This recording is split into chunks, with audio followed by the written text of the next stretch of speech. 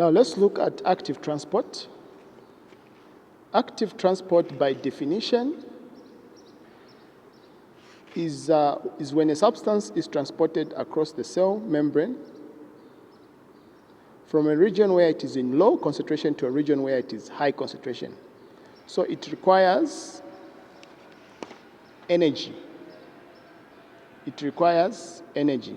So active transport substances are transported against the chemical or electrical or electrochemical gradient. A good example, for example, when a vehicle is climbing the hill, it needs energy provided by the combustion of fuel. So that's an example of active transport. So there are substances in our bodies that can cross the cell membrane from a region where they're in low concentration to a region where they're in high concentration. A good example is the ATP-driven sodium-potassium pump. Okay? The good example is the sodium-potassium pump. Sodium is abundant outside the cells. Okay? But this pump is able to pump sodium from where it is low inside the cell to outside. At the same time, potassium is abundant inside the cell, but this same pump is able to pump potassium from where it is low into the cell. This is an example of primary active transport. Okay, so there's a proper definition here of primary active transport. It's a type of transport mechanism in which the energy is liberated directly from the breakdown of ATP. By this method, the substance like sodium, potassium, calcium, hydrogen, and chloride are transported across the cell membrane. But secondary active transport is the transport of substance with sodium ion by means of a common carrier protein. Okay? When sodium is transported by the carrier proteins, another substance is also transported by the same protein simultaneously, either in the same direction or in opposite direction. Therefore, we can say the transport of sodium is coupled or linked with the transport of another substance. Usually these substances are glucose, amino acids. Okay, so that is secondary active transport.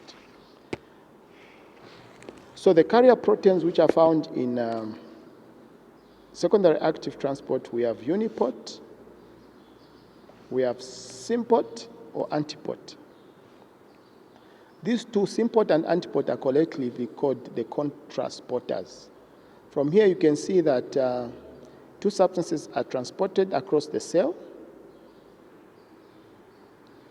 either in the same direction. When they are transported in the same direction, we call them symporters.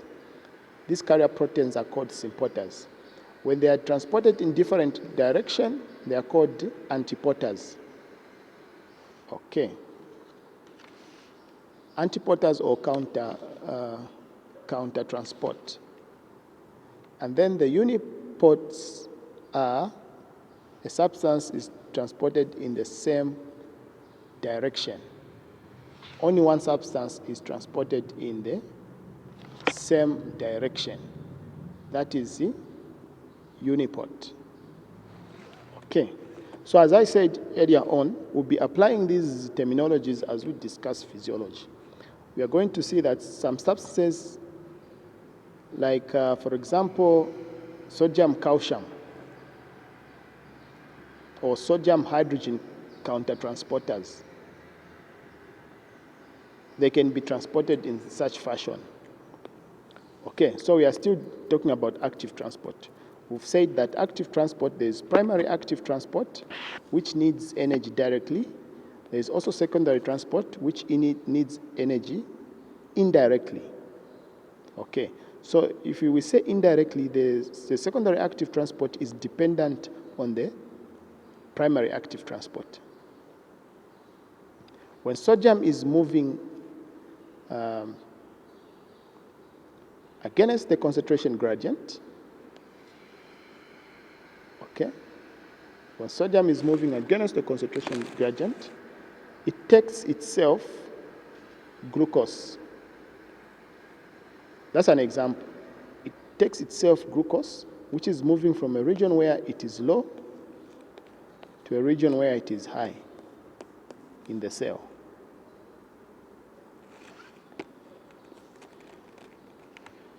So a good example of secondary active transport, we have, they are moving in the same direction, and these are moving in the different direction. So it's just another diagram to show. The other category of secondary active transport is called endocytosis. Endocytosis is defined as the transport mechanism by which the macromolecules enter the cell. Okay? This other one, exocytosis, the macromolecules leave the cell. This one, the macromolecules leave the cell. The large macromolecules enter the cells. So under endocytosis, there are three types. There is phagocytosis, there is pinocytosis, and receptor-mediated endocytosis. So what is phagocytosis? Okay, what is phagocytosis? I'm sure you've come across phagocytosis. This is a process by which particles larger than the macromolecules, they are engulfed into the cell. So this one is also called cell eating. So this large molecule, usually it can be a bacteria, it is engulfed by the cell. The plasma membrane is able to form pseudopodium, which engulf the foreign particle. Okay, so for example, when somebody has a bacterial infection, this is a foreign body. So the cells, the white blood cells, will send what we call the pseudopodium around the bacteria or any foreign body. Then these particles are engulfed and are converted into endosome, like vacuole. So this endosome, like vacuole, it's called the phagosome. And then the phagosome travels into the interior of the cell. And then when it travels into the interior of the cell, the primary lysosomes will fuse with the phagosome and form the secondary lysosome. As we saw in the earlier videos, the lysosome have hydrolytic enzymes which are able to digest and degrade the contents in the phagosome. So that is phagocytosis. And then pinocytosis, this one is just cell drinking. Okay, it's cell drinking. The cells are able to take part of the extracellular fluid into the cell. And then we have receptor-mediated endocytosis.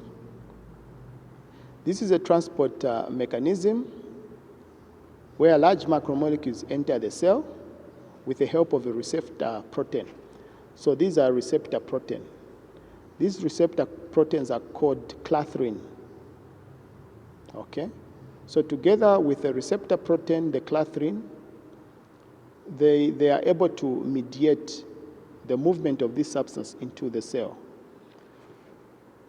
Okay, so the clathrin, you find that they are located in this pit, this depression-like. This depression-like is called the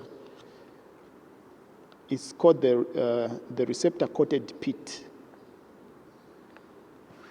Okay, it's called the receptor-coated pit. So what really happens is that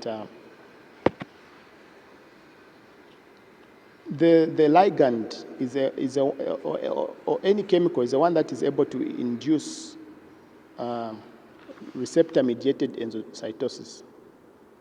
So this ligand molecule will approach the cell and will bind to the receptors in the coated pits and form what you call the ligand receptor. And the ligand receptor complex gets aggregated in the coated pit. Okay? It gets aggregated in the coated pits, then the pits is detached from the cell membrane and becomes the coated vesicle. This coated vesicle form the endosome. So it goes, we connect it with phagocytosis. So the only difference is that there are receptors that recognize a foreign substance. Okay, we'll talk about this very much when we look at immunology. And then the other one is exocytosis. Exocytosis is a process by which substances are expelled from the cell. In this process, the substances are excluded from the cell without passing through the cell membrane. So this is the reverse of what? Endocytosis. Many of the molecules, like hormones, they are released out of the cell by the process of endocytosis. So from this diagram, you can see that exocytosis, okay, constitutes secretion occurs continuously in the cell depending on other function. It can also be regulated by calcium. It can be also known as constitutive secretion. Okay. So an exocytosis can be triggered by calcium, or it can be triggered by, or just a natural process called constitutive secretion.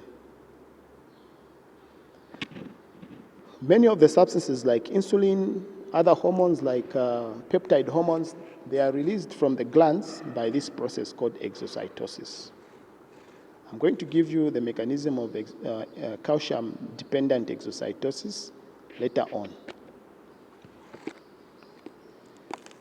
Lastly, we have what we call molecular motors. Molecular motors can also be used to transport substances. Okay, it's another mechanism by which substances are transported. For example, we know of the neurohypophysis, and the neurohypophysis, the other name for the posterior pituitary gland. It releases two hormones, ADH and oxytocin. But these hormones are synthesized from the hypothalamus, which is above the posterior pituitary gland. So the hormones which are produced should be transported to the posterior pituitary glands by these, what we call the molecular motors. These molecular motors are found in specialized cells like the neurons. Okay. So we have two types of proteins, or the common ones. We have kinesin and dynein.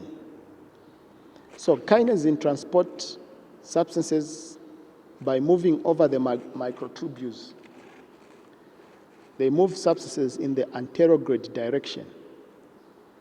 So it's like towards the positive end of the microtubule. But the dynein, it's the opposite, in the retrograde transport.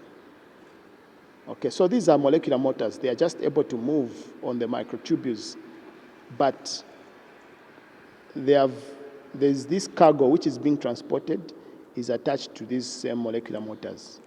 This cargo which is transported, it can be a vesicle containing the hormone. So it can either be transported in backward direction, which we call retrograde, or it can be transported in forward direction, which we call anterograde. Okay. We also have myosin. Myosin is a contractile protein. It's able to change shape. Okay, myosin transports substance by moving over the microfilament. We have different types of myosins, but we won't discuss those. But remember, myosin, kinesin, dynein, these are molecular motors that are able to transport substances. Okay.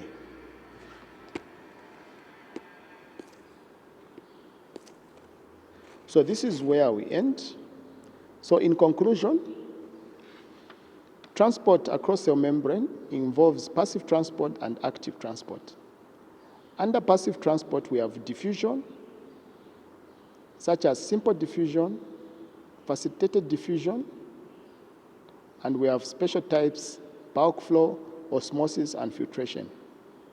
Under active transport, we have primary active transport, secondary active transport, and the special types, which are endocytosis and exocytosis. So you should be able to define these terms. You should also be able to give examples.